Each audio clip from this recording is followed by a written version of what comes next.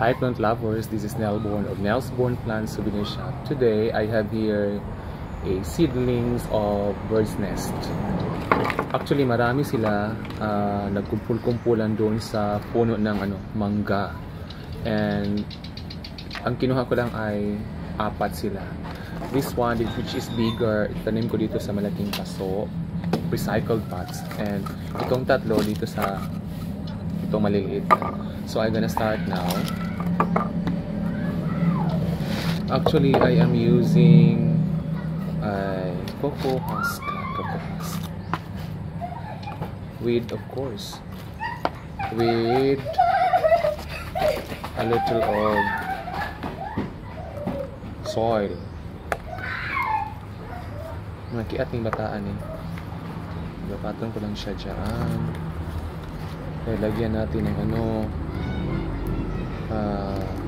Osmocote, tapos bunot or cocoa husk, cocoa cubes rather. Okay, cocoa cubes.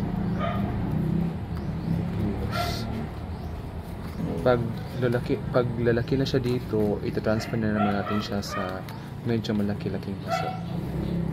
Pag tumubo siya, and I hope so, kasi tag-ulan ngayon, and most of this kind of plants ay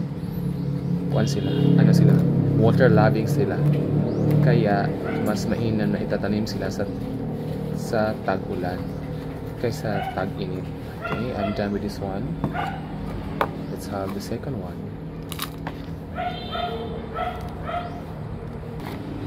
And fertilizer. This one. Okay. Ito siya.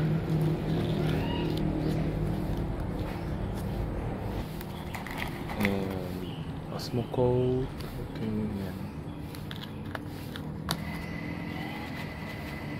Soil na naman. Cocoa husk. Actually, yung cocoa husk, ginawa ko lang siya manually. Kasi ayaw ko munang bumili online. Marami naman siya sa online,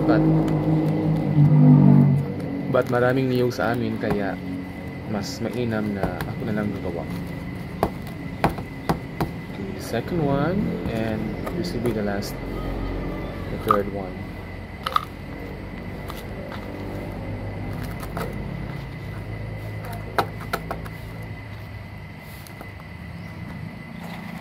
Osmocote. Ito, wala siya masyadong roots, kaya dapat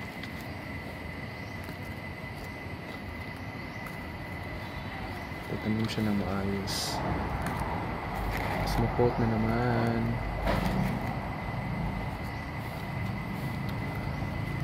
Actually, itong 3 pinili ko lang sila kasi mayroon itong dahon nila ay medyo malalapad. Mayroon namang yung very slender yung dahon nila. Medyo mataas yung ganyan, tapos slender, hindi malapad. Hindi ganito na malapad siya. Kaya pinili ko itong mga medyo malapad kasi mas maganda ito pag lumaki. I'm done with this one, with the third one. And lastly, yung malaki.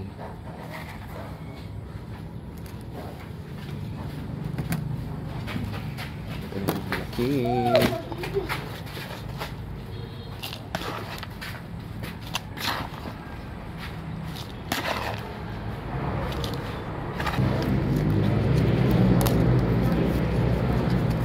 Yan. So, ito na.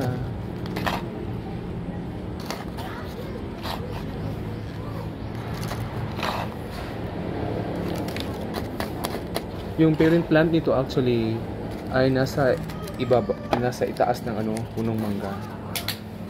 Yung mga seeds niya, yung mga spores ang tumubo. Ngayon lumaki na sila. Ayan. Mas madalis ang lumaki pag palaging mayroong ulan. So ito na. Ito lang. Last one.